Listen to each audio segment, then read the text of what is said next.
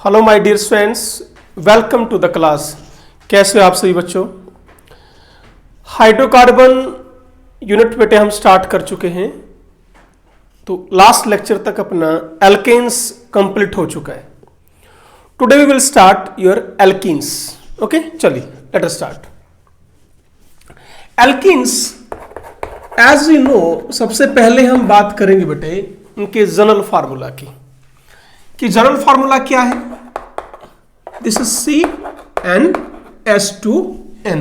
Alkanes का क्या था, CnH2n + 2। तो यहां क्या होगा, CnH2n होगा। एल्केन्स का एक दूसरा नाम भी है बेटा, ओलेफिन्स। क्या बोलते हैं, ओलेफिन्स भी बोलते हैं इनको, ऑयल फॉर्मिंग कंपाउंड। ठीक है ना। स्ट्रक्चर एंड हाइब्रिडाइजेशन आप कर चुके हैं। सफिक्स क्या यूज होगा यहां पर, इन हम नाम लिखते वक्त एज ए सफिक्स यूज करेंगे। तो स्ट्रक्चर और हाइब्रिडेशन क्या है बेटे, एज यू नो कि हमारे पास क्या है, डबल बॉन्ड है। तो कार्बन ने कितने सिग्मा बॉन्ड बना रखे हैं बच्चों, 3। तो 3 सिग्मा बॉन्ड, तो हाइब्रिडेशन इज योर sp2। ठीक है। तो hybridation in alkene that will be your sp2 hybridisation. और स्ट्रक्चर आप कैसे बनाएंगे, यदि मान लीजिए हमें ये केमिकल बॉन्डिंग में मैं आपको पढ़ा चुका हूं, ध्यान हो तो। ये एक कार्बन इधर से आया,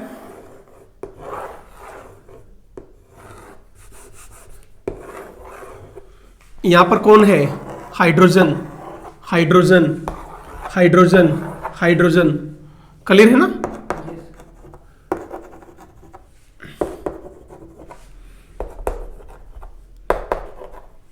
और एक क्या है हमारे पास, बोलो, pi bond. And pi bond that is not involve in hybridisation. इस बात का ध्यान रखें। ये केमिकल बॉन्डिंग में किया था बच्चों हमने। ये मैं सीधी एक्साइटेड स्टेट लिख रहा हूं दोनों कार्बन की। मेरे पास 2 कार्बन है। ठीक है।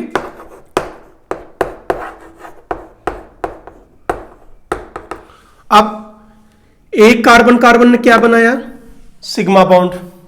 This is your sigma bond. और ये क्या बनाएंगे, हाइड्रोजन के साथ ये भी सिग्मा बॉन्ड बनाएंगे। ठीक है ना। ओके।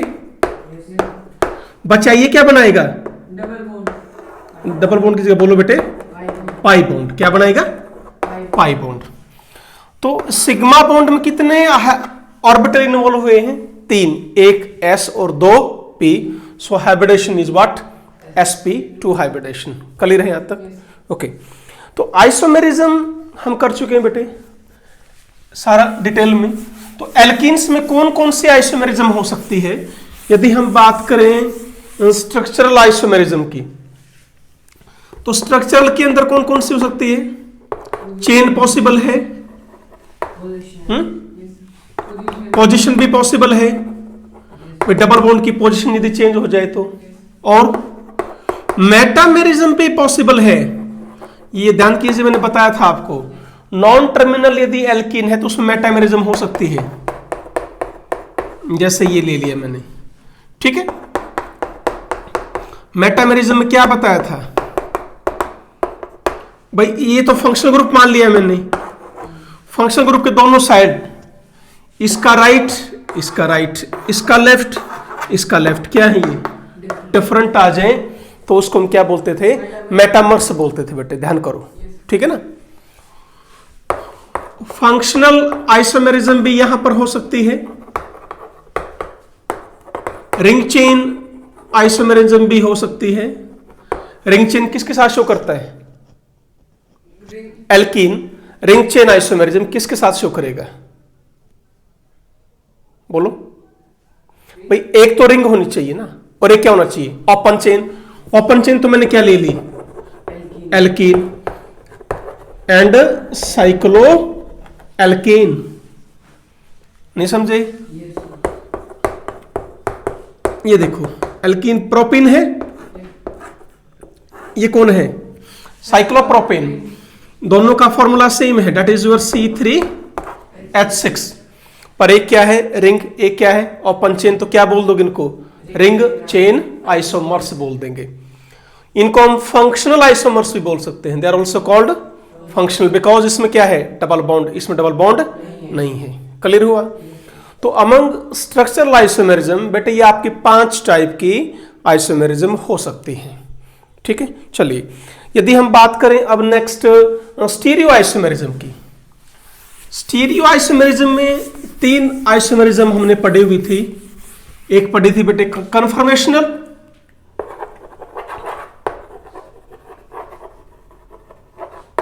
एक थी कॉन्फ़िगरेशनल, और कॉन्फ़िगरेशनल में थी 2, one is geometrical and optical. Conformational isomerism alkene में पॉसिबल नहीं है बेटे। कन्फर्मेशन में क्या किया था, आपने कार्बन कार्बन बॉन्ड को रोटेट किया था, और एल्कीन में कार्बन कार्बन बॉन्ड को आप रोटेट नहीं कर सकते बेटे। वह क्या है, पाई बॉन्ड है, तो सिग्मा की क्या हो गया, वो परपेंडिकुलर, तो आप उसको रोटेट नहीं कर सकते। ठीक है ना। ज्योमेट्रिकल पॉसिबल है, सिस ट्रांस हम कर चुके हैं, ईजेड आप कर चुके हैं, ऑप्टिकल आइसोमेरिज्म भी आप कर चुके हैं। स्मॉलेस्ट एल्कीन कौन सी है बेटे जो ऑप्टिकली एक्टिव है नेचर में? क्या करेंगे, बना सकते हो structure. Smallest alkene which is optically active in nature, क्या करोगे, सेंटर में कार्बन, ठीक है, एक H, दूसरा यहां पर क्या लेके आओगे, कार्बन, एक कार्बन, फिर यहां पर कितने कार्बन लेके आओगे, 2, एक निकलोगे, सेम आ जाए ग्रुप। अब डबल बॉन्ड ले आओ, दिस इज, तो ये आपकी बेटे सिंपलेस्ट एल्कीन है जो आपकी ऑप्टिकली एक्टिव है नेचर में। बात समझ में आई? भाई ये कार्बन क्या हो गया, कायल कार्बन नहीं हो गया, HCS3 C2H5 और ये एल्कीन, ये चारों ग्रुप क्या हो गए बच्चों, अलग अलग। यदि आपके चारों ग्रुप अलग अलग हैं तो कायल कार्बन हुआ एक।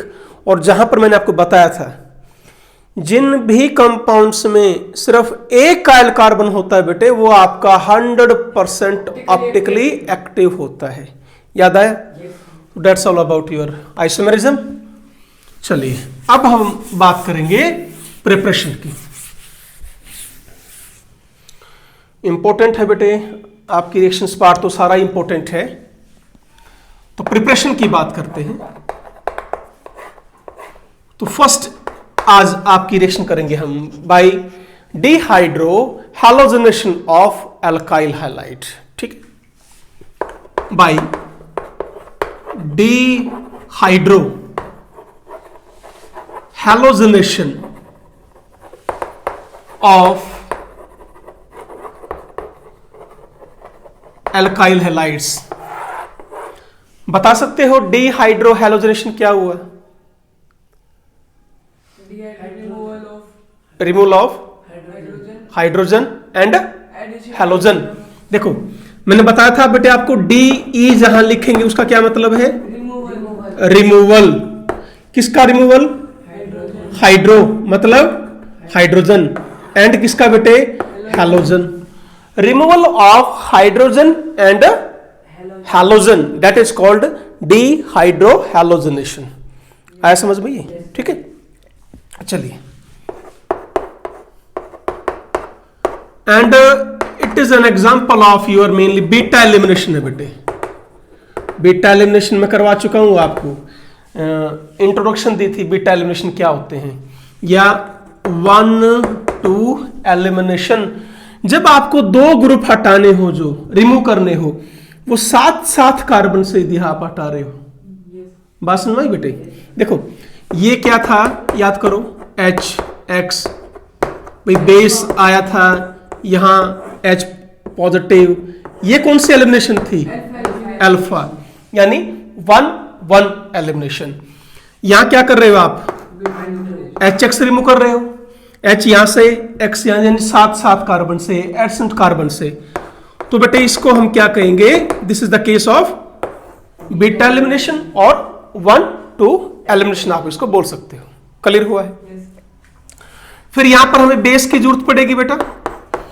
ये आपका अल्कोहलिक KOH हो सकता है, सोडियम अमाइड हो सकता है, मिथेनॉल हो सकता है, इथेनॉल हो सकता है, एल्कोहलिक या सोडियम एल्कोक्साइड हो सकता है। तो ये आपके बेस हैं बेटे। बेस तो जरूरी है बेटे, क्योंकि आप क्या निकाल रहे हो, H पॉजिटिव और X नेगेटिव निकाल रहे हो। तो H पॉजिटिव को कौन निकाल लेगा भाई, बेस निकाल लेगा ना उसको। तो बात समझ में आई मेरी। तो बेस तो यहां जरूरत है बेटे, हमें क्लियर हुआ है।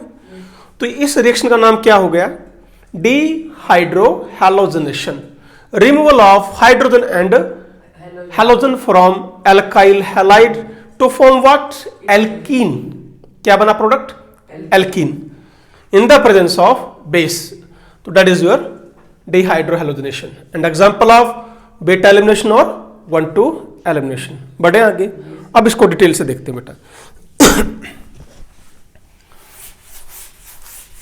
अब ये रिएक्शन जो है बेटे, वो आपके 3 तरीके से हो सकती है।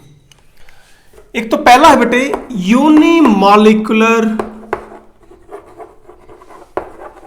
Elimination reaction. और ध्यान से करें बेटे, ये रिएक्शन आपकी 12th के सिलेबस में है, 12th में ही ध्यान देना, ठीक है ना। आपका एनसीईआरटी में मिलेगी आपको 12th से। ओके चलिए, तो मैकेनिज्म हम पढ़ने जा रहे हैं कि बेटे ये रिएक्शन कैसे हो सकती है। तो फर्स्ट मैंने क्या बताया, यूनिमॉलिक्यूलर एलिमिनेशन, दैट इज इसको बोलते हैं इवन एलिमिनेशन। सेकंड है बेटे बाइमॉलिक्यूलर एलिमिनेशन रिएक्शन, इसको क्या बोलते हो आप, E2 बोलते हो। थर्ड है बेटे unimolecular conjugate base elimination reaction, इसको बोलेंगे E1CB रिएक्शन। तो आज ये डिटेल से करनी है। तो आज हम पहले करेंगे E1 आप रिएक्शन करेंगे बेटे, ठीक है, देखते जाइए। तो today's mechanism is your unimolecular elimination. Elimination का तो मतलब समझ गए होंगे ना आप, बाहर निकाल रहे हैं कोई ग्रुप आपके। तो E1 आज हम पढ़ेंगे बेटे, that is your unimolecular elimination reaction.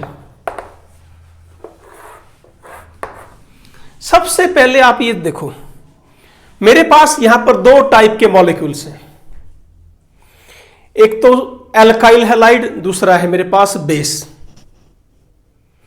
इस रिएक्शन में जो रिएक्टेंट है, यहां पर रिएक्टेंट्स क्या क्या बेटे, एक तो है एल्काइल हैलाइड जिससे आपको H और X निकालना है।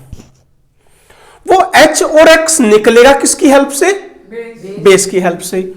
तो दूसरा मेरे पास कौन है बेटे, अब बेस है। इन दो की हेल्प से मैं क्या बनाऊंगा, अब एल्कीन बनाऊंगा। बात समझ में आ गई, ठीक है। चलिए, अब यहां पर एक वर्ड लिखा यूनिमॉलिक्यूलर, इसका मतलब होता है बेटे, यदि रेट ऑफ रिएक्शन सिर्फ कंसंट्रेशन ऑफ ओनली 1 मॉलिक्यूल पर डिपेंड करती हो। ध्यान दो अब इस चीज को, यदि if rate of reaction depends upon the concentration of only 1 type of molecule, उसको हम क्या बोलेंगे, यूनिमॉलिक्यूलर बोलेंगे बेटे। क्लियर हुआ है, ठीक है। सुनो, होता अब ये रिएक्शन होगी कैसे, आपको एक बार ये देखना है। चलिए, सबसे पहला मैं ये लेता हूं बेटे, मैंने ये कोई एल्काइल हैलाइड ले ली, मान लो यहां पर Br ले लिया। तो इसका जो फर्स्ट स्टेप क्या है, ये रिएक्शन आपकी कितने स्टेप में होगी, पहली बात 2 स्टेप में होगी, इस चीज को ध्यान रखें। तो ये अपना फर्स्ट स्टेप है बेटे, रेट डिपेंड करेगी सिर्फ एक मॉलिक्यूल पर। कौन सा है वो मॉलिक्यूल, एल्काइल हैलाइड, ठीक है बेटा। यहां से आप क्या तोड़ रहे हो, ये बॉन्ड तोड़ रहे हो, क्लियर हुआ? बॉन्ड तोड़ोगे तो क्या आप इसकी ट्रांजिशन स्टेट बना सकते हो?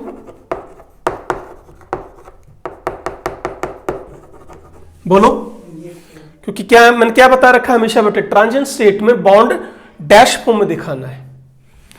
क्या कंप्लीटली बॉन्ड टूट चुका है ये? नो। तो चार्ज क्या आएगा? पार्शियली नेगेटिव, इस पर पार्शियली पॉजिटिव। अब क्या होगा? बॉन्ड टूट जाएगा।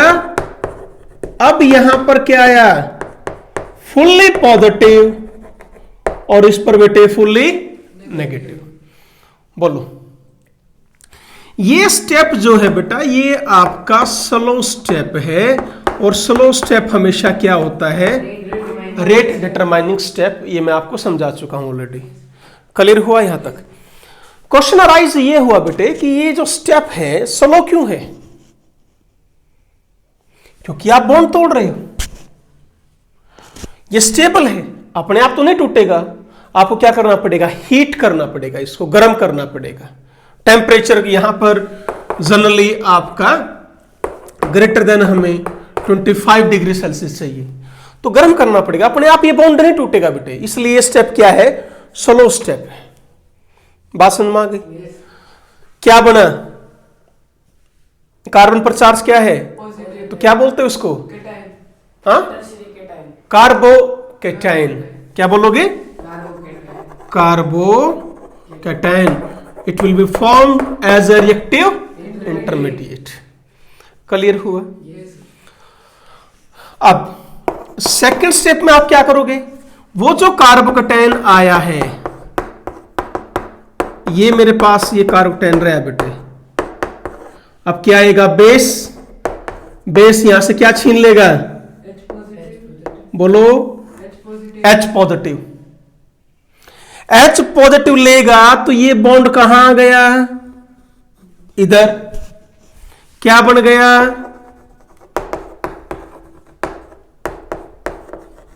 एल्कीन। नहीं समझे? तो पहले स्टेप में क्या हुआ है? क्लीवेज होगा बेटे, कार्बन का और हैलोजन का बॉन्ड टूटेगा पहले। वो स्टेप आपका स्लो स्टेप होगा बेटे, रेट डिटरमाइनिंग स्टेप होगा। इस चीज को भी ध्यान रखें, ठीक है? यहां पर रिएक्टिव इंटरमीडिएट क्या बनेगा? कार्बोकैटायन। क्या आप इसकी ट्रांजिशन स्टेट बना सकते हो? बनाए? देखो आसान है बेटे। भाई ये है,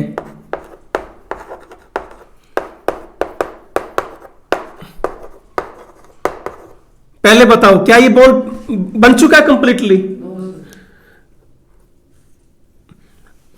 जब भी ट्रांजिशन स्टेट बनानी हो, यूं देख लिया करो कौन सा बॉन्ड बन रहा है, कौन सा बॉन्ड टूट रहा है, उसको डैश में दिखा दो। बोलो, आपने यहां से इस H को हटाया, इस H को किसके साथ बॉन्ड बनाया? B के साथ। इसको क्या बनाओगे? डैश में। ये बॉन्ड तोड़ रहे हो तो इसको कैसे दिखाओगे? डैश में। अब यहां पर डबल बॉन्ड बना रहे थे तो कैसे दिखाओगे? डैश में। बोलो, क्या यहां पर अब कार्बन फुल्ली पॉजिटिव रह जाएगा? नहीं, पार्शियली पॉजिटिव।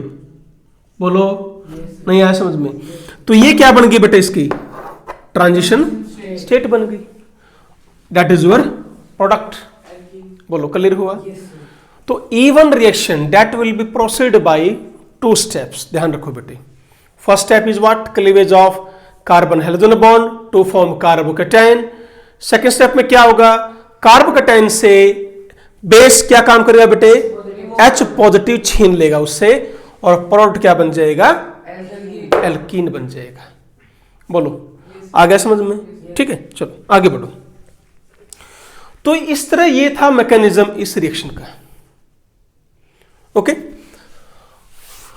अब आपको समझना क्या है बेटे कि जो इवन रिएक्शंस हैं होते कैसे हैं, या सॉरी मैकेनिज्म तो हमने पढ़ लिया, किन किन फैक्टर्स पर ये डिपेंड करेंगी।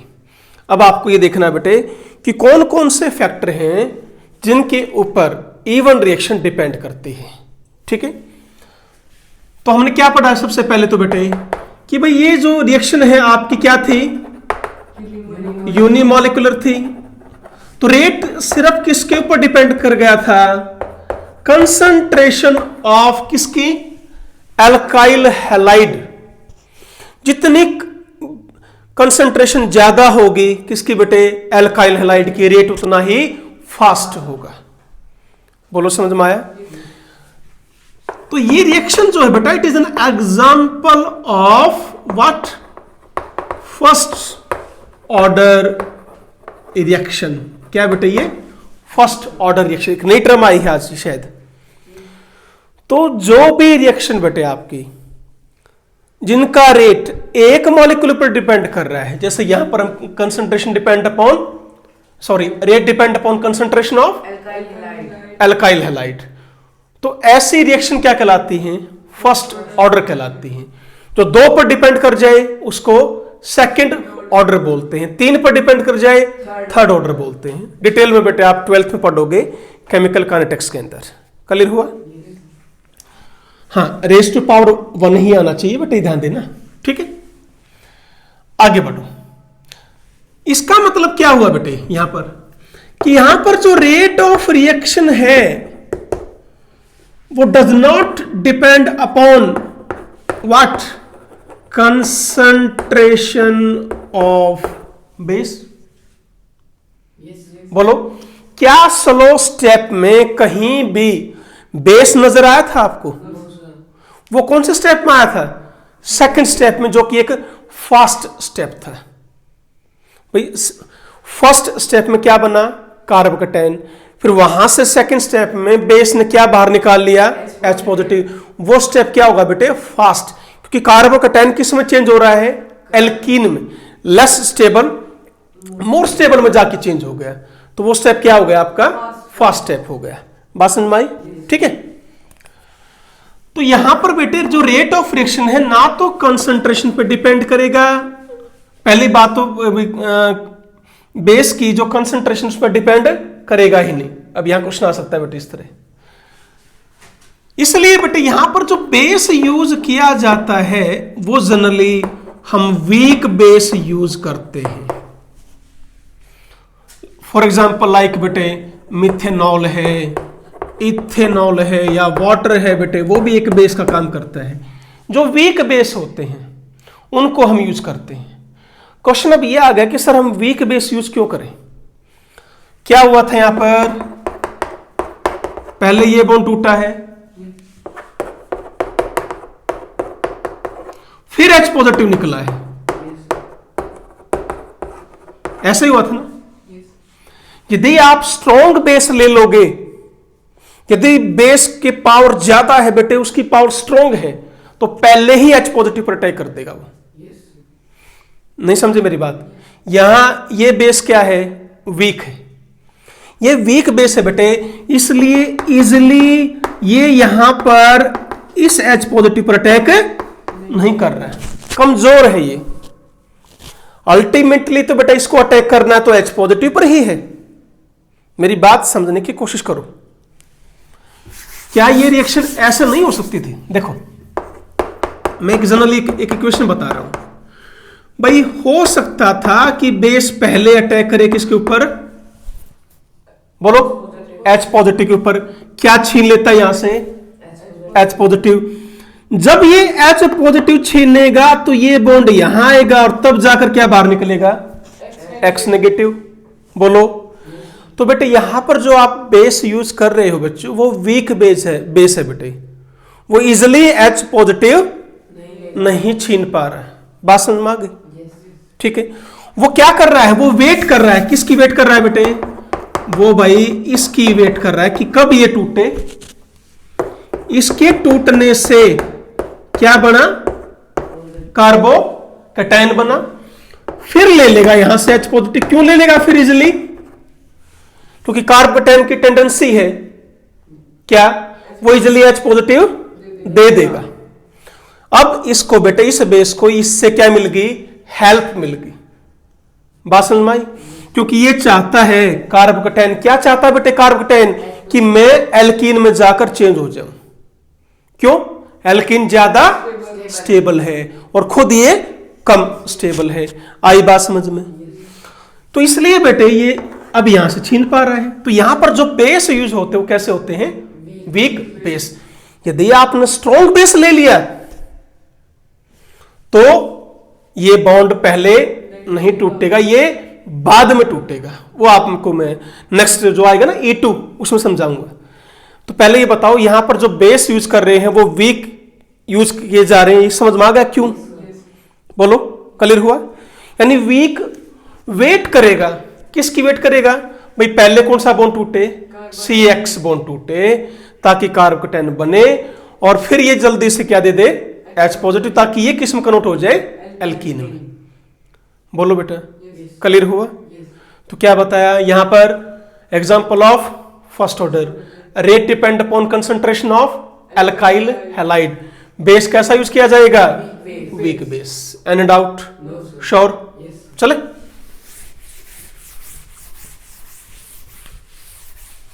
तो ये था आपका फर्स्ट फैक्ट। सेकंड है बेटे लिविंग ग्रुप। ये बड़ा अच्छा है बेटे। अब देखो लिविंग ग्रुप क्या होता है बच्चों? जो छोड़कर जा रहा है, जो आपको छोड़कर चला गया, that is called leaving group. अब देखो, अब मान लो बेटे आप 11th में पढ़ रहे हो, 12th पास करोगे, बढ़िया मार्क्स लेके जाओगे, तभी तो हमें छोड़कर जाओगे। क्यों भाई? ग्रेटर देन 90% आ गए, आपके निट में से आपका सिलेक्शन हो गया, तो स्टेबल हुआ ना, आप जाके स्टेबल हो गए, तभी तो जाओगे ना हमें छोड़कर। चाहोगे फेल हो जाओ? नहीं ना। तो जो छोड़कर जा रहा है, लिविंग ग्रुप जो छोड़कर जाएगा वो क्या होना चाहिए? स्टेबल होना चाहिए।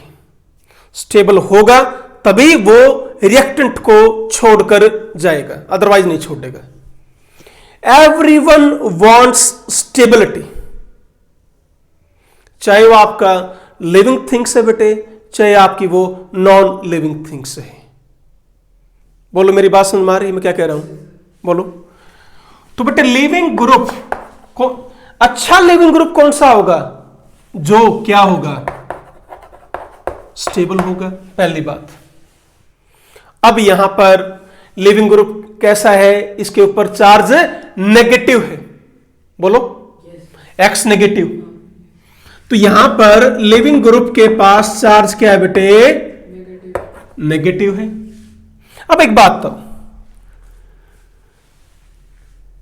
यदि ये अपना नेगेटिव चार्ज अपने पास रख लेगा तो स्टेबल माना जाएगा या नहीं?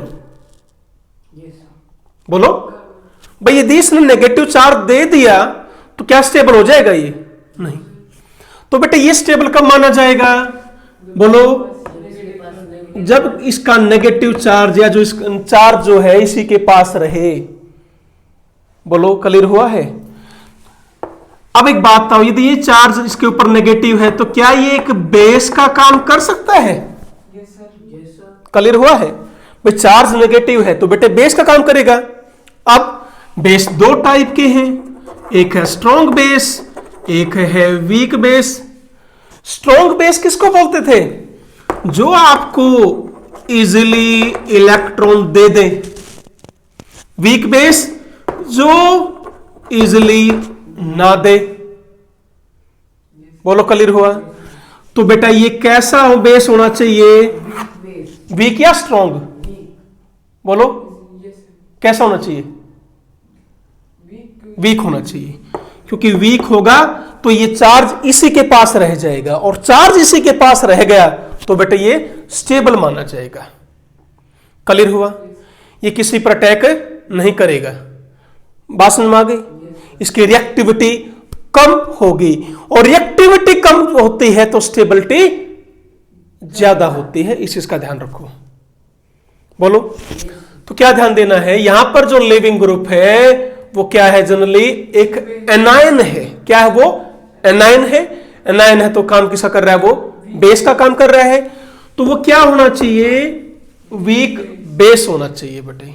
ये है आपका लिविंग ग्रुप। बोलो, अब यदि हम पीरियड में जाते हैं बेटे लेफ्ट टू राइट, तो बेसिक करैक्टर डिक्रीज होता है। क्या होता है? डिक्रीज। आपसे पूछ लें NH3 और वाटर में कौन अच्छा लिविंग ग्रुप है? बेस क्या हुआ? डिक्रीज, यानी ये क्या है? Weak base. ये क्या है? Strong base. तो ये क्या माना जाएगा? Good leaving group. बोलो, ध्यान क्या रखोगे अब? Leaving group must be a weak base. Clear हुआ? ताकि वो स्टेबल हो। ठीक है बेटे। आप डाउन द ग्रुप आते हो, जैसे मैंने बात की, एक बार इसको समझ लो। एफ नेगेटिव है, F negative, CL negative, B R negative, I negative. Down the group जब आप आते हो तो बेसिक करैक्टर डिक्रीज हो रहा है। क्यों हो रहा है? एक बात बताओ, H F, H C L, H B R, H I, strong acid कौन है? एच एफ या एच आई? बोलो। मैंने हेल्प कर दी तुम्हारी बेटे, इस तरह लिख के देखो ध्यान से बोर्ड पे। एल्केन्स की प्रिपरेशन में कितनी बार आ गया कि H I is strong reducing agent या स्ट्रॉन्ग एसिड? बार बार जीओसी पढ़ो, बिना उसके आप आगे रिएक्शंस नहीं कर पाओगे। समझ रहे हो बेटे आप भी? तो यहां ये जल्दी बॉन्ड टूट तोड़ेगा। तो ये क्या माना गया? Strong acid. और स्ट्रॉन्ग एसिड का जो बेस होता है वो हमेशा क्या होता है? Weak conjugate acid base pair. तो कॉन्जुगेट एसिड यदि स्ट्रॉन्ग होगा तो इससे का जो बेस होगा वो क्या होगा? अब ये क्या होगा? Good leaving group. क्या होगा ये? Good leaving group. तो एच आई क्या था? Strongest acid. तो इसका ये जो बेस है वो क्या होगा? वीक। और वीक बेस ही चाहिए मुझे ताकि वो क्या है? वो गुड लिविंग ग्रुप। बात समझ में आ गई? अब आपसे पूछ ले कोई, जैसे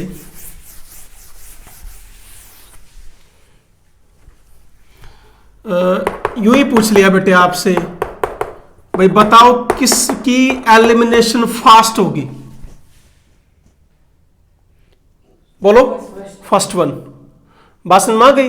because I negative is a very good living group as compare to B R negative. बोलो, because I negative is a weak base. बात समझ में आ गई ना? तो इसकी स्पीड, इसका रेट ज्यादा होगा। क्लियर हुआ है? कुछ लिविंग ग्रुप ऐसे भी हैं बेटे जो अपने आप को रेजोनेंस से स्टेबलाइज कर लेते हैं। देखिए मैं आप कुछ लिखवा रहा हूं, जैसे एल्काइल ट्राइफलेट है बेटे।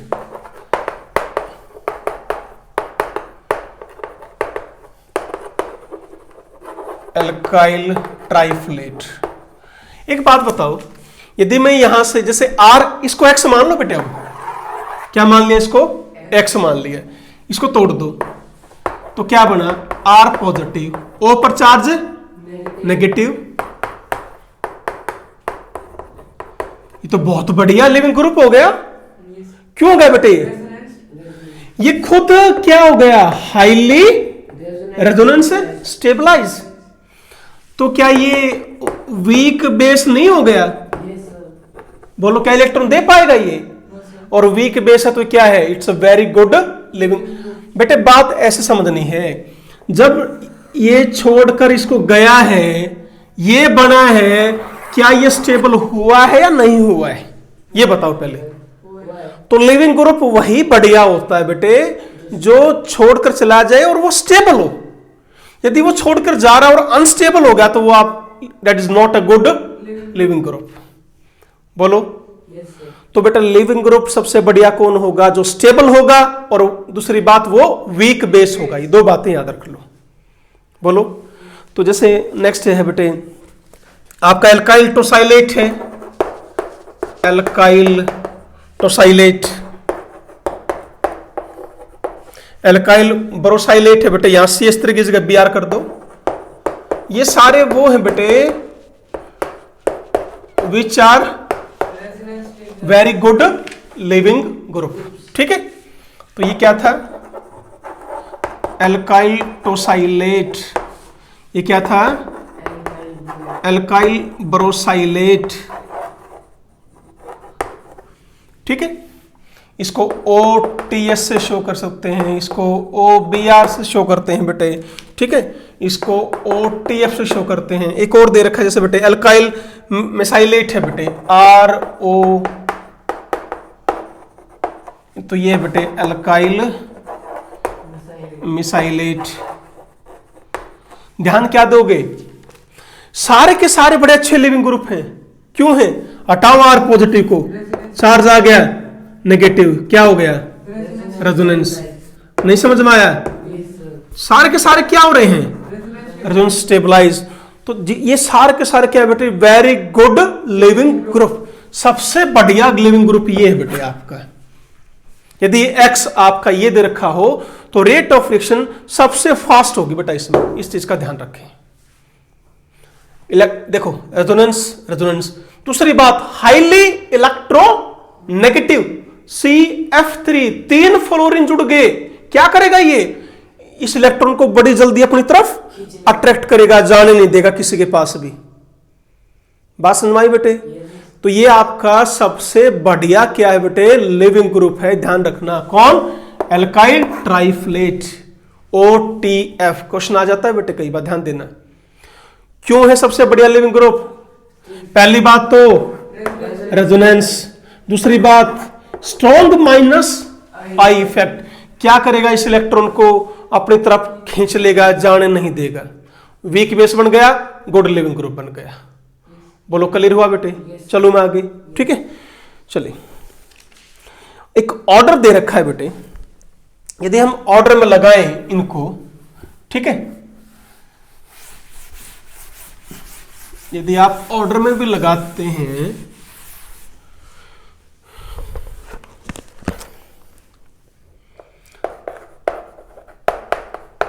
तो this is very good leaving group. क्यों बेटे, why this is very good leaving group, क्या किया, R पॉजिटिव हटाया, ये इलेक्ट्रॉन दोनों कहां चले गए, नाइट्रोजन पर, मुझे क्या मिल गई, नाइट्रोजन गैस। सबसे बढ़िया लिविंग ग्रुप। क्यों बेटे, इनर्ट है ये, समझ गए मेरी बात, इनर्ट गैस का काम करती है, नोबल गैस नहीं, इनर्ट गैस। ठीक है, चलिए तो ऑर्डर यदि आप लिखना चाहें तो ये आपके बेटे ऑर्डर है। ठीक है,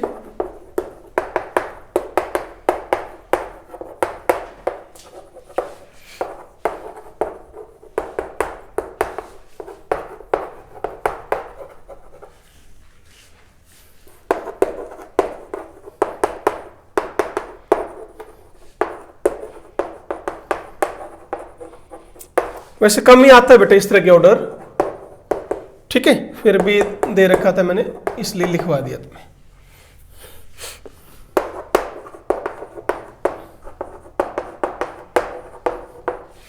मेन बात क्या ध्यान रखोगे, जितना स्ट्रॉन्ग कंजुगेट एसिड होगा उतना ही उसका वीक बेस होगा, और उतना ही बढ़िया वो गुड लिविंग ग्रुप होगा। ये लाइन नोट कर लेना बेटे, strongest the conjugate acid, weaker will be base, and very that will be very good leaving group.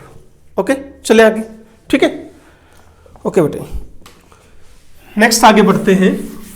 ये ऑर्डर याद करने की जरूरत नहीं बेटा, इतना नहीं आता है। ठीक है,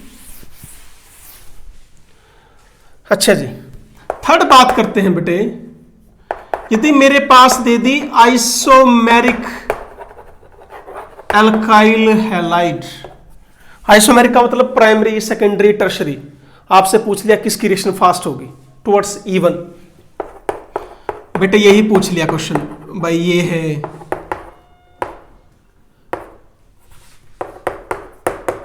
जैसे यहां Br लिख दिया, किसकी रिएक्शन फास्ट होगी, यहां पर क्या ध्यान दोगे, रिएक्टिव इंटरमीडिएट। पहली बात कौन बन रहा है, टर्शरी, यहां पर सेकेंडरी कार्बोटेन, यहां पर प्राइमरी। ये कौन थी, this is tertiary alkyl halide, ये कौन है? सेकेंडरी अल्काइल हैलाइड, ये कौन है? Primary alkyl halide.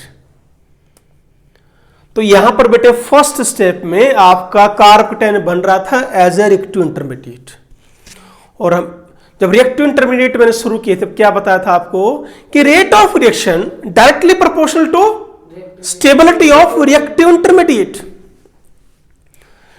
जिस रिएक्टेंट का रिएक्टिव इंटरमीडिएट जितना स्टेबल होगा उस रिएक्टेंट की रिएक्टिविटी उतनी ज्यादा होगी। इससे बना टर्शियरी कार्बोकेटायन, इससे बना सेकेंडरी, इससे बना primary, and this is order of stability of carbocation. बोलो clear? Hence this is the order of reactivity. बोलो क्लियर हुआ? चले आगे। नेक्स्ट है बेटे अब सॉल्वेंट इफेक्ट की बात करते हैं। भाई सॉल्वेंट का क्या इफेक्ट पड़ेगा रेट ऑफ रिएक्शन पर? देखो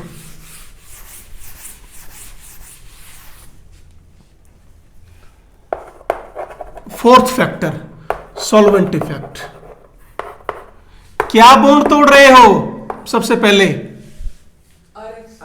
कार्बन का और हेलोजन का। बेटे जिसने भी इस बॉन्ड को तोड़ने में हेल्प कर दी रेट इंक्रीज हो जाएगा कि नहीं हो जाएगा? ये मानते हो? ठीक। ये बॉन्ड कैसा है? पोलर है। तो मैं क्या ले लूं? पोलर प्रोटिक सॉल्वेंट यदि मैं ले लेता हूं तो ये बेटा सॉल्वेंट आपकी हेल्प करेगा किसमें? इस बॉन्ड को तोड़ने में। कैसे करेगा? देखो ये मेरे पास RX था, मान लो मैंने वाटर ले लिया। वाटर कैसा सॉल्वेंट है? पहली बात पोलर है। प्रोटिक के कौन होता है? जो आपको बेटे H पॉजिटिव दे। क्या दे? H positive. जिसके पास H पॉजिटिव होता है वो क्या बोलते हैं? पोलर प्रोटिक सॉल्वेंट बोलते हैं। ठीक है।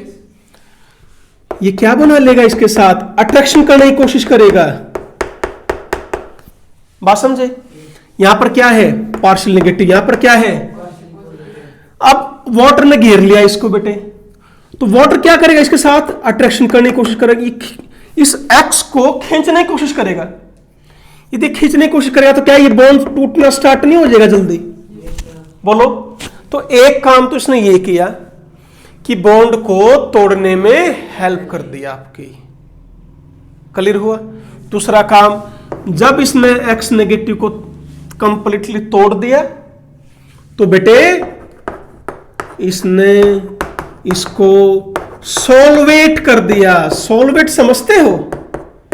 सॉल्वेशन, एनर्जी रिलीज हुई, इसको बोलते हैं सॉल्वेशन बोलते हैं बेटे। जब सॉल्वेंट किसी एनायन को चारों तरफ से बेटे क्या बना ले? एक अट्रैक्शन फोर्स बना ले, तो क्या बोलते हैं उसको? सॉल्वेशन बोलते हैं। एक तरह से बॉन्ड बन रहे हैं, ये बन रहे हैं ना बॉन्ड, और बॉन्ड बनते हैं तो एनर्जी रिलीज होती है, और ये जो एनर्जी बेटे रिलीज होगी वो रिएक्शन को करने में काम आएगी। बात समझे नहीं समझे मेरी बात? तो क्या बोलोगे इस प्रोसेस को? सॉल्वेशन। जितनी ज्यादा सॉल्वेशन होगी उतनी ज्यादा एनर्जी रिलीज होगी, और वो एनर्जी फिर किस में काम आएगी? इस एलिमिनेशन रिएक्शन को आगे बढ़ाने में यूज हो जाएगी। बात समझ गए? तो कैसा सॉल्वेंट लोगे? पोलर प्रोटिक सॉल्वेंट यदि आप लेते हो तो बेटा वो रेट ऑफ रिएक्शन को हमेशा इंक्रीज करेगा। बोलो ठीक है। अब देखो वाटर आपका पोलर है, डाइलेक्ट्रिक कांस्टेंट लगभग 80 के आसपास है बेटे। इसका डाइलेक्ट्रिक कांस्टेंट ध्यान होगा ना कि अट्रैक्शन फोर्स कितने गुना कोई कम कर रहा है, यानी पानी कितने गुना कम कर देता है? 80 टाइम्स गुना अट्रैक्शन फोर्स को कम कर रहा है बेटे, उसको क्या बोलते हैं? Dielectric constant. तो वाटर तो बड़ा एक बहुत बढ़िया पोलर सॉल्वेंट है मेरे पास, पर जनरली बेटे पानी यूज अकेला नहीं होता। क्यों नहीं यूज होता? जो ऑर्गेनिक सब्सटेंस है पानी में कम ही डिजोल्व हो पाते हैं, तो इसलिए उसके अंदर क्या डाल देते हैं बेटे? हम इथेनॉल भी डाल देते हैं या मिथेनॉल डाल देते हैं। तो पानी का और अल्कोहल का कॉम्बिनेशन यूज करते हैं एज ए सॉल्वेंट, ताकि मैक्सिमम क्या हो जाए, सॉल्वेट हो। बोलो मेन पॉइंट क्या ध्यान रखना है, polar protic solvent will increase rate of E one reaction, rate of E one reaction. Clear हो गया? श्योर। चले आगे। आगे बेटे, जब यहां पर कार्बोकेटेन बना है तो रीअरेंजमेंट भी तो हो सकता है।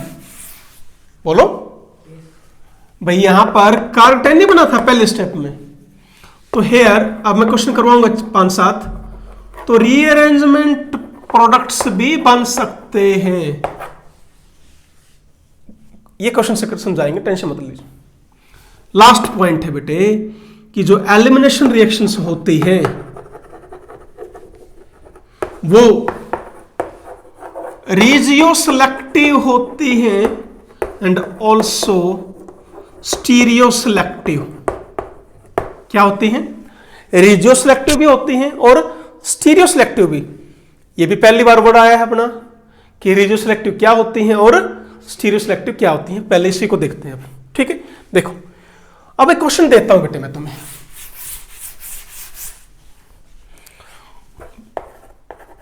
रूल है अपना सेड्जफ रूल, या बेटे जेट सेव भी लिखा मिल सकता है, जेट सेव रूल भी हो सकता है।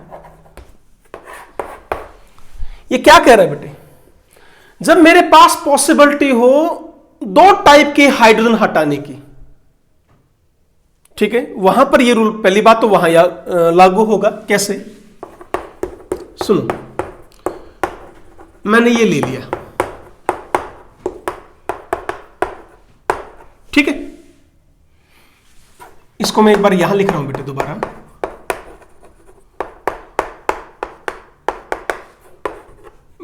क्या करो, पहले Br नेगेटिव हटा दो सीधा, चार्ज क्या आ गया, पॉजिटिव। बोलो इतना समझ में आ गया? अब यदि मेरे पास देखो, जिस कार्बन पर चार्ज पॉजिटिव है उसके साथ वाला हाइड्रोजन हटाना है। यदि मैं ये हटाता हूं तो ये डबल बॉन्ड इधर आ गया, तो बेटे CH3 CH double bond CH CH2 ब्यूट 2 बनी। नहीं समझे? यदि मैंने ये हटा दिया तो बॉन्ड इधर, तो क्या आया, ब्यूट 1। तो I have 2 types of structural isomer, they are what, structural isomer. उसमें से ये कौन है, मेजर, और ये कौन होगा, माइनर। क्यों? ये एल्किन ज्यादा स्टेबल है। Reason why this alkene is more stable, और hyperconjugation effect, number of alpha hydrogens. Alkene की स्टेबिलिटी कैसे बताएंगे, नंबर ऑफ अल्फा हाइड्रोजन से बताएंगे बेटे। डबल बॉन्ड से नेक्स्ट कार्बन अल्फा, ये भी alpha, having how many, 6 alpha hydrogen. यहां पर सिर्फ 2 अल्फा हाइड्रोजन, तो ये क्या होगा, माइनर, ये क्या होगा, मेजर। ऐसी रिएक्शन को क्या बोला जाता है, बोलो, रेजियोसेलेक्टिव। तो जहां पर एक से ज्यादा टाइप के स्ट्रक्चरल आइसोमर बनते हैं और उनमें से एक मेजर होता है और दूसरा माइनर होता है, such type of reaction is called as regioselective. नहीं समझ में आया? ये मेजर क्यों हुआ, क्लियर हो गया?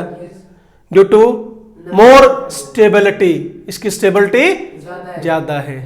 जो ज्यादा स्टेबल होता है बेटे उसको सेड्जफ, अरे क्या स्पेलिंग आ गई रही, सेड्जफ प्रोडक्ट बोलते हैं। क्या बोलते हैं, सेड्जफ प्रोडक्ट। लेस स्टेबल को बोलते हैं बेटे हॉफमैनन प्रोडक्ट, लेस स्टेबल को हॉफमैनन प्रोडक्ट, मोर स्टेबल को सेड्जफ प्रोडक्ट। क्लियर हुआ? चलो मैं आगे। अब सुनो, ये क्या बन रहा है अब, ब्यूट 2 बेटे ब्यूट 2 भी तो 2 में बन सकता है। एक तो क्या बने, सिस, दूसरा क्या बने, ट्रांस। क्या ये स्ट्रक्चरल आइसोमर है? No, they are stereo isomer, geometrical isomer. अब इसमें से ट्रांस ज्यादा बनेगा, ये कम, क्योंकि ट्रांस ज्यादा स्टेबल है। बड़े ग्रुप क्या हो गए? दूर दूर हो गए, अपोजिट हो गए, तो स्टेबिलिटी ज्यादा हो गई। यहां पर बड़े ग्रुप नजदीक, स्टेबिलिटी कम। अब जब बेटे दो स्टीरियो आइसोमर बनते हो और उसमें से एक क्या हो? मेजर, दूसरा क्या हो? माइनर, उन रिएक्शन को क्या बोलते हो? Stereo selective reaction. नहीं समझ में आया? रिजो सेलेक्टिव कब? जब स्ट्रक्चरल आइसोमर हो, they are not stereo, they are और स्टीरियो सेलेक्टिव कब? जब स्टीरियो आइसोमर बनते हैं उनमें से एक मेजर, दूसरा देखो, पहले तो इसमें से मेजर कौन? This one. फिर ये दो में एग्जिस्ट कर रहा है, एक सिस और एक ट्रांस। इसमें ज्यादा कौन? ट्रांस। बात समझ में आ गई? That's all. बोलो, क्लियर? क्वेश्चंस करो अब, चलो।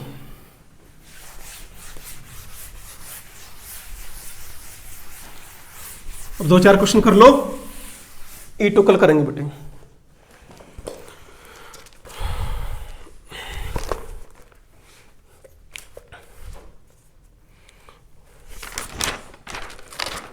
वो जो मैंने कहा था आपको कार्बोटेन रीअरेंजमेंट का, जैसे क्वेश्चन दे रखा है बेटे, CH3 CH3 CH3 CHBr। पहले इसको करो, सबसे पहले क्या करना है? शॉर्टकट मारो, देखो फटाफट।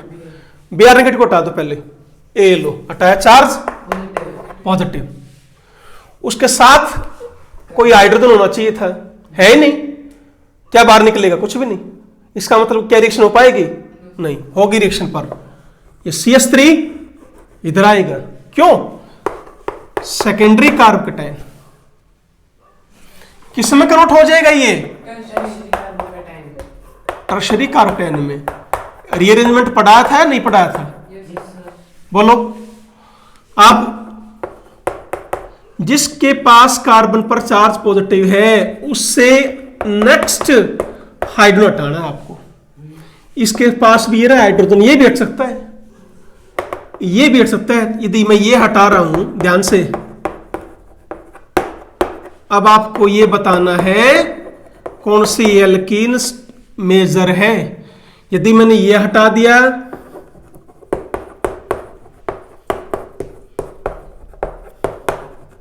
कौन सी होगी मेजर? फर्स्ट और सेकंड। वाई? कितने हैं अल्फा हाइड्रोजन? और सारे के सारे क्या हैं?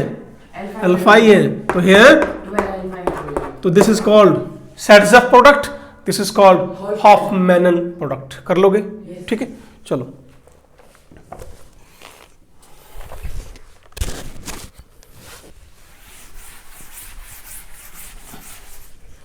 अच्छा बेटे, जैसे ये क्वेश्चन दे दूं मैं तुम्हें, ट्राई करो। CH3Br, सबसे पहले क्या काम करना है? Remove Br negative. Br negative को हटाया, चार्ज कौन सा कार्बोकेटाइन है? Primary, secondary, tertiary? Rearrangement possible है? किसको लेके आओगे?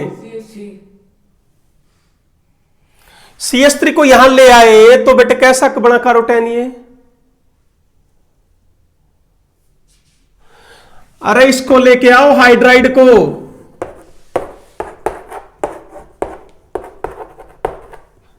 यहां पर चार्ज पॉजिटिव और ये हाइड्रोजन इधर आ गया, कौन सा कार्बोकेटाइन बना वो? फिर this is your tertiary carbocation. अब सुनो, चाहे हाइड्रोजन ये हटाओ, अब ये हटाओ, चाहे ये हटाओ, बात एक ही है, क्योंकि दोनों से प्रोडक्ट क्या बनेगा? ये करोगे तो CH3 इधर, यहां करोगे तो इधर, बात एक ही। अब और कौन सा हट सकता है हाइड्रोजन? नहीं आया समझ में? तो एक प्रोडक्ट ये रहा। मेजर कौन सा है? इसको तो हटाओ, ये दोनों एक ही हैं। Which one is major? कौन सा है? Second. How many alpha hydrogen?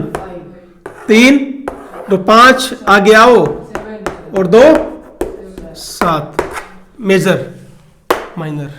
कर पाएंगे बेटे? चलो एक और क्वेश्चन करें। इट्स वेरी नाइस क्वेश्चन, करके देखो।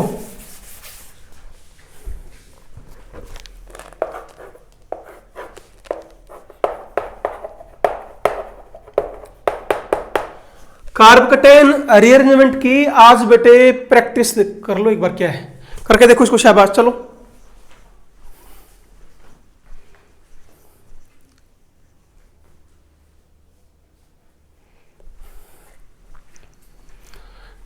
क्या करना है आपको? आई नेगेटिव हटाओ, ये लो चार्ज पॉजिटिव। अब प्रोडक्ट या तो मैं किसको हटाऊं पहले? एच को हटा दूं, टर्शिकार नहीं तो वैसे भी तो बॉन्ड इधर, तो एक प्रोडक्ट ये बना। आया क्या समझ में? दूसरा इसको हटाओ, तो इससे एक प्रोडक्ट क्या बना?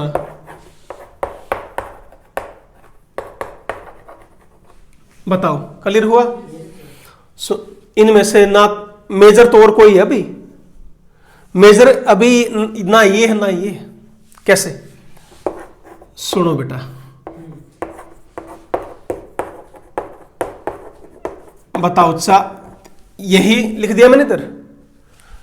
इस बॉन्ड को इधर लेके जाओ, बॉन्ड शिफ्ट। क्या किया हमने? Bond shift. उससे क्या हो गया देखो। अब बॉन्ड टूटा किसका? साइक्लोब्यूटेन का। यहां से बॉन्ड टूट चुका है, और ये बॉन्ड बना दिया किसके साथ? इसके साथ।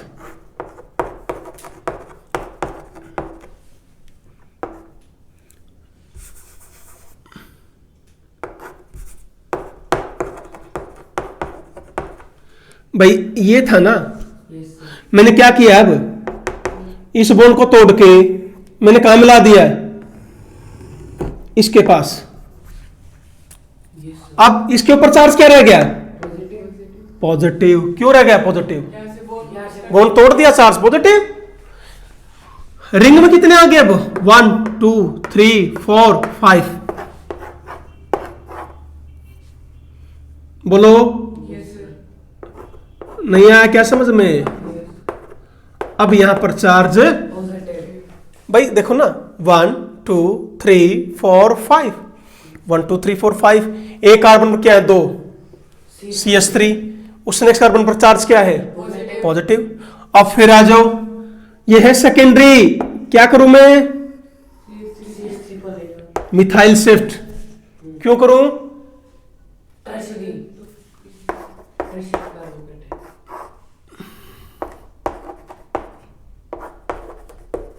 यहां चार्ज क्या आ गया? पॉजिटिव। सेकेंडरी से किस में कन्वर्ट हो गया? अब कितनी पॉसिबिलिटी है निकलने की? इसके साथ ये हाइड्रोजन इधर, ये हाइड्रोजन है। यदि ये निकलता है तो बॉन्ड इधर, तो क्या बना प्रोडक्ट?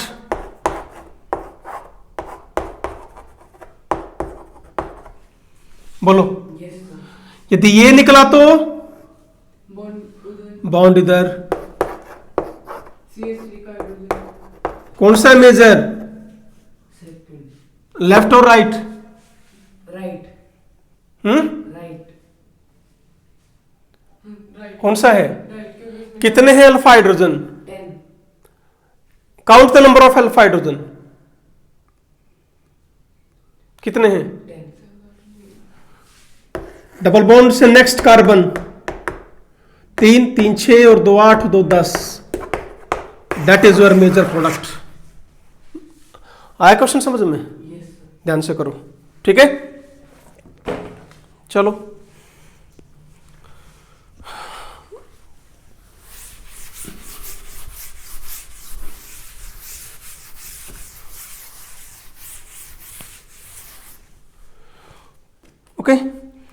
अब जैसे बेटे तुमसे पूछ ले, बताओ E1 किस में फास्ट होगी, इन दोनों में से फास्ट किस में होगी? करना क्या है, Cl नेगेटिव हटाओ, चार्ज क्या आ गया, क्या देखना दोनों में फिर, जो टर्शियरी सेकेंडरी है, कार्ब 10 किसका स्टेबल होगा, हटाया Cl negative, charge positive, charge कौन सा का 10 स्टेबल है, लेफ्ट और राइट, बोलो कौन सा, ये टर्शरी, ये, तो इसकी रिएक्टिविटी फास्ट होगी, कर लोगे, ठीक है, ओके।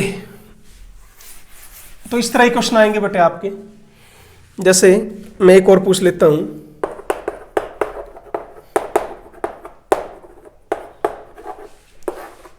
बेस यूज किया, सॉल्वेंट है पानी, वाटर यूज कर रहे हैं, यहां बेस यूज किया, सॉल्वेंट है DMSO, DMSO कौन सा है बेटे, di methyl sulphoxide, CH3 SOCH3, this is non-polar aprotic solvent, this is polar protic solvent, किसकी रेट फास्ट होगी, फर्स्ट और सेकंड की, आंसर इज दिस, कर पाएंगे, ओके बेटे। तो आज के लेक्चर में हमने किया अभी E1 मैकेनिज्म, नेक्स्ट कल वाले लेक्चर में आगे बढ़ेंगे E2 मैकेनिज्म। तो आज का लेक्चर यहीं तक बेटे, thank you very much, always be happy, be healthy, thank you बेटे।